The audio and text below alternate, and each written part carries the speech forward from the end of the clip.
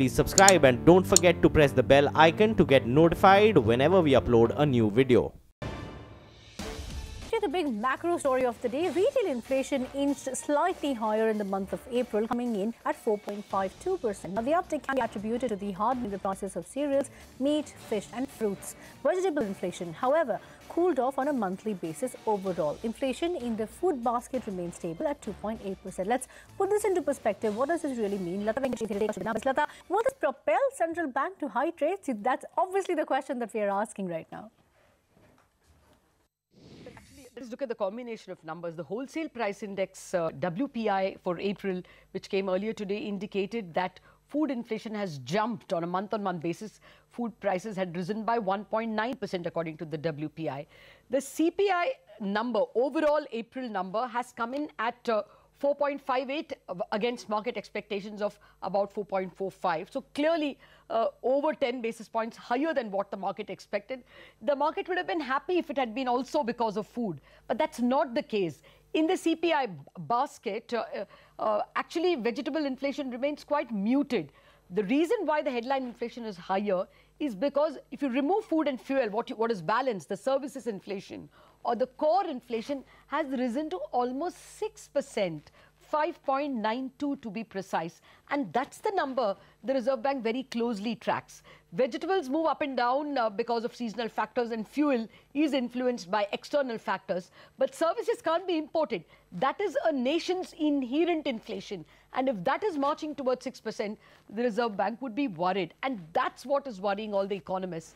Core inflation rising to 5.92, and hence now a larger number of economists we spoke to believe that the Reserve Bank could, the chances have risen of the Reserve Bank moving to a rate hike in August, not in June. In June, this is the last number they have. But when they come to meet in August, the last number they will have will be the June inflation, and June inflation is expected to be above 5%, and hence every chance that the Reserve Bank moves higher, moves towards a rate hike. However, important to note that from the 2-year to the 10-year bond yields are already between 7.5% to 8%. So the bond market has pretty much factored in a rate hike. Okay, fair enough, Lata. Thanks for taking us through that. From macro data to earnings corner, FMCG giant Hindustan Unilever reported a stellar set of fourth quarter earnings today. The company managed to beat street expectation on pretty much all major parameters, including net profit and EBITDA margin. Domestic volume growth was the big surprise, which came in at 11%, as against an expectation of 6 to 8%. So watch out for the stock tomorrow, since those numbers came right after market hours. But let's talk about the big story of the day. The central government has turned the heat on bankers after the CBI's charge sheet in the Nirav Modi fraud case. Now, in its 7,500-page charge sheet, which named 23 individuals, 3 entities, including the prime accused Nirav Modi, the investigative agency has booked the former MD and CEO of PNB, Usha Ananthasubramanian. She is now the MD and CEO of Allahabad Bank. The charge sheet has also named 2 executive directors of PNB, KV Brahmaji Rao and Sanjeev Sharan. After the CBI filed the charge sheet, the central government initiated disciplinary action against 3 bankers and asked the respective bank boards to divest them of their current roles. Following the government's nudge, the PNB board sacked the 2 executive directors named by the CBI. Talking to media, Financial Services Secretary Rajiv Kumar vowed strong action against errant bankers. First, listen in to what he had to say. This is the clear message. Action initiated. That we have to be responsible for what we do, and we will only do action whenever there is a substantial proof, not that one can start on rumors or something. So we gave sufficient time to understand, to investigate who is responsible, who is not responsible, whose fault, how much fault, and thereafter, the day we came to know that this is what it is, the action initiates on the same day. The Allahabad Bank director we have instructed, he will request for a meeting of the board, emergency meeting of the board, and they will decide what they have to decide. They feel what is best for them. I just got a message from my director who is sitting in the PNB board, and he has moved that agenda, and board has decided to divest EDs of functional and financial responsibilities, and have also requested government to replace them. Well, let's get our reporters in. Sapna Das is here with more on the Financial Services Secretary's comment regarding the cleansing of PSU banks. Sapna, we heard the Secretary on the action against errant bankers. What are the other key elements of the government's plan for PSU bank cleanup? Well, the government appears to be in absolutely mission mode as far as the cleanup exercise in the public sector banks is concerned. We have seen two major announcements today. There could be further investigations underway, and we have to see how that really pans out. Having said that, they were pretty much clear about the fact that only in terms of integrity and merit will the entire process move forward. They are hopeful that these kind of actions that are being taken by the government will deal a body blow to any kind of patronage or lobbying that had been on so far, at least in the Delhi circles. The Lutyens-Delhi nexus seems to have broken. This is what senior government officials are telling CNBC TV 18, so that point should be noted. But in terms of what will this do to the lending operations of various banks, well, they are not really talking about the big corporate sector loans. There's hardly any growth happening there. But in terms of the small borrowers, the MSME sector, the retail sector, they do not want these sectors to suffer. So they're hopeful that more transparency will come in. Probably they'll be using technology to their advantage or to a greater extent to make sure that this entire process, the process of lending, gets eased up. At least for these small sectors, there could be some announcement on this front by the government soon enough. Okay, fair enough, Sapna. So that is as far as the government side is concerned. But let's understand a bit more about the fine print of the charge sheet. Utkarsh Aditya is standing by with some crucial information from the charge sheet on the role of the PNB top brass. Utkarsh, take us through the critical names that have been pointed out and why is it important to put this into perspective? So one very important thing now, nowhere in the charge sheet CBI says that Usha Anand Subramaniam or any other senior officials of the bank were in connivance or had any idea of the scam done by Nirav Modi or Mehul Choksi. What the CBI charge sheet alleges the senior officials of is not complying with the circular issued by RBI in 2016. The circular had asked the banks to link the SWIFT, which is the foreign exchange communication system, to the core banking system to increase transparency in the transactions. Now in PNB, like in many other banks, the SWIFT is not connected to the CBS. Taking advantage of this, Gokulnath Shetty along with some junior officials carried on such a huge fraud for years. Secondly, in 2016 itself, a case of the same modus operandi but with a smaller amount came to light in Indian Overseas Bank. CBI says that in that case, PNB was the one who honored the receipt. And then as well, RBI had alerted the banks of a possibility of such fraudulent transactions happening in their banks. Now what CBI alleges is that despite various reminders, Usha Anand Subramaniam and other senior officials did not do their job. And that is precisely why they have not been charged with any other section but section 409, which is criminal breach of trust by a public servant. Now to ask that how criminal is this act by PNB officials, and is it enough to state them and then accused in a multi-crore scam is debatable, and I'm sure it will be questioned in the court. But CBI believes that they have enough evidence against these officials to charge them under section 409. Also, speaking of other MD and CEOs who served during the fraud took place, the CBI charge sheet clearly states that the role of other senior bankers and RBI officials will be probed and investigated in the second charge sheet. With that, it's back to you. Okay, Utkarsh, critical fine print coming in there from the CBI charge sheet, and that's something that's accessed only by CNBC TV 18. Thanks very much for taking us through those details. But let's just focus a bit. Former Prime Minister Manmohan Singh has written a letter to President Ramnath Kovind objecting to Prime Minister Narendra Modi's speech in Hubli, Karnataka. The letter signed by Manmohan Singh and senior Congress leaders has asked the President to caution the Prime Minister from using unwarranted, threatening and intimidating language against Congress or any other party. In fact, a copy of Modi's speech from May 6th has also been attached to the letter. The letter further says that such a discourse by the Prime Minister was unacceptable. Well, sticking to national stories, Panchayat polls in West Bengal have been marred with violence, with at least 12 people reportedly killed in poll-related clashes across the state. Deaths have been reported from South 24 Paragnas, North 24 Paragnas and other districts. The opposition has hit out against the Mamata Banerjee government for the deteriorating law and order situation. BJP MP Babal Supriyo has demanded a president's rule in the state. CPM General Secretary Sitaram Yechuri, meanwhile, has alleged that the constitutional order in the state has broken down completely. मैं बिल्कुल किसी भी तरीके से मैं आश्चर्य नहीं हूं और कल जब मैं पिछले 40 दिन में 30 दिन के करीब कलकत्ता में बिताया, इस सारे गलियों में मैं घुमा, जहां पे आप देख रहे हैं मैं अपने कार्यकर्ता को पहचान सकता हूं, ब्लॉक प्रेसिडेंट, डिस्ट्रिक्ट प्रेसिडेंट, जो हम देख रहे हैं कि वायलेंस में यहाँ पे उनको victims of that violence. Bengal में आज ह्यूमैनिटी की क्या हालत हो गई है, मैं समझता हूँ कि इसी वजह से कॉन्स्टिट्यूशन में आर्टिकल 356 को फॉर्मुलेट किया गया था। I definitely demand president's rule in Bengal.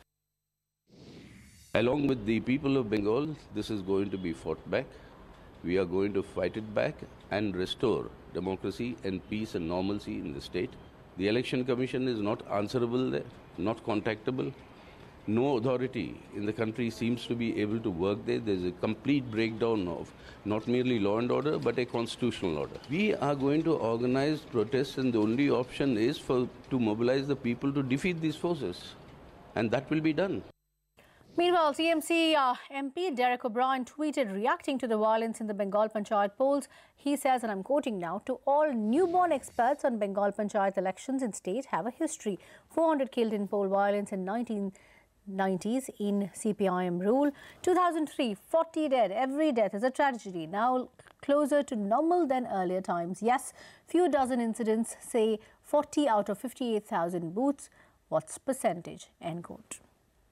While forwarding a post on social media tantamounts to endorsing it, that was the rationale put across by the Madras High Court as it rejected the bail plea of Tamil Nadu BJP leader S. Shekhar, who allegedly shared a derogatory Facebook post against women journalists. Quashing Shekhar's defense that he had forwarded the post without reading it, the court said that words were more powerful than acts and went on to argue that when a celebrity-like person forwards messages like this, the common public will start believing it and will think that this type of thing is actually going on. So the court clearly setting a precedent that one should examine the veracity and content of a post on social media before endorsing it. Taking us through this discussion now on the consequences of the Madras High Court order is N.S. Napinai, an advocate who specializes in cyber law. Thanks very much for joining us on the program. How significant is this order and what will it mean going forward, Ms. Napinai? Well, I can tell you that the markets are abuzz with the fear that is forwarding a crime. You know, per se, merely to say that somebody forwarding is endorsing what is being said would be too simplistic. I would like to just scroll back to what you said earlier about the Madras High Court judgment and the precedent or the possibility of a precedent that it has set, and just clarify there that, you know, in my opinion, I wouldn't call it really a precedent. Because for something to be precedent law, it should elaborately deal with the legal aspects and give out a ratio. Now, if you look at the Madras High Court order, it is literally just an observation. And apart from that one line saying that forwarding is as good as endorsing, the remaining part of the discussion is more of an emotional lead into what is the court's view of the conduct of the accused. You know, so to that extent, you know, on one hand, while we are very clear that, you know, the action may be abhorrent, we may not agree with the you know, the quite, you know, unfortunate statements that have been made, etc. Legally, one, I would not call that order a precedent because that just gives an observation.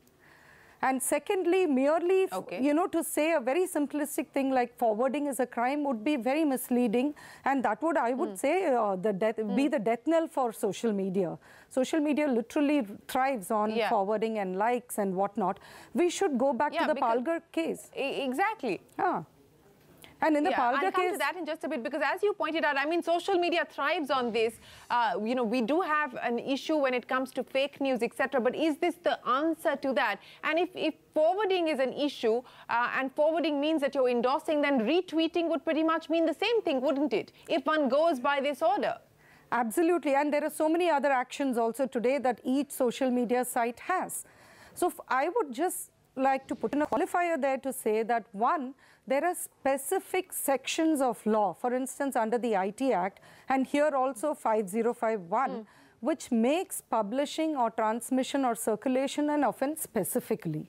So where that is committed within the parameters of that offense, for instance, when you have to have the dishonest or fraudulent intent or the intent to harm somebody, incite some action, etc., which each of these sections provide for, In the IT Act, for instance, I would call upon, violation of privacy or pornography, for instance, which specifically say when you publish or transmit, it is an offense. Those are things where there is a built-in rationale or a built-in parameter to the law. It is not broad-based and it is not open-ended to say any kind of forwarding is going to result in some criminal action being taken against you. Yeah. So you're saying merely forwarding should not qualify, for somebody to sort of be penalized for that action. It must fall under an offence under one of these sections, whether it is the IT Act or any other act for that matter. Which would make specific or simpliciter forwarding an offence in itself. If forwarding has to go with some other action, or mens rea or actus reus as we call it in law, if that is needed under a section, it has to have that combination of facts for it to be an offence. Merely saying somebody forwarding is going to face some criminal action tomorrow would be extremely misleading and incorrect.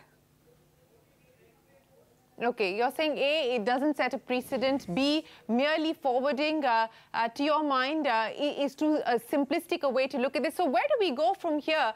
And what is this now going to mean for the social media world that we live in? Well, I can tell you they are now exercising a lot more caution than they did a while back. And to that extent, the number of forwards that are... Which may not be a bad thing. It's not a bad thing after all, right? We are thankfully saved of a lot of forwards we were happier without receiving. But having said that, on a more serious note, I would say that, on one hand, I would strongly caution public to be very careful about what they are really forwarding, not because of this case, but because you should just exercise caution irrespective. And on the other hand, I would strongly caution the activists who have been pushing for this order. There are many interveners in this case itself who strongly push for this order. I would say that, what has been used, like abuse or misuse of law in any way, or misapplication of law, as one would put it this way, it's a double-edged sword. It's not always going to work for you. It can work against you also tomorrow. We are dealing with a lot of social causes on a daily basis. To forward or promote a social cause also, we may be forwarding, retweeting, liking, or endorsing certain messages. Yeah. That cannot get also scuttled or be, within a purview of a criminal, concern tomorrow. So, we should be really careful what is the kind of law or what we are pushing for when we are applying law and, not look at it in a myopic way. I can fully understand the angst with which this order has been passed in the light of the kind of comments that have been made. I'm a woman, I'm a professional. I know how it hurts us when people make comments like this. But having said that, the law is a law is a law, a precedent is a precedent, irrespective of the other circumstances. So we should be really cautious when we are laying down the law. I'm saying this, qualifying it again with the fact that to me, the order did not read like a precedent on this particular aspect. All right. Didn't read like a precedent, but irrespective of what the Madras High Court has said, do tweet and do forward with caution. Ms. Napin, I appreciate you joining us here on CNBC TV 18. Thanks very much for your time. With that, it is time for us to wrap up this edition of What's Hot. Thanks for watching. The Sensex and the Nifty ending absolutely flat. The mid-caps underperformed, ended 232 points lower. The day's trading action on Markets Today. Talk back coming up next.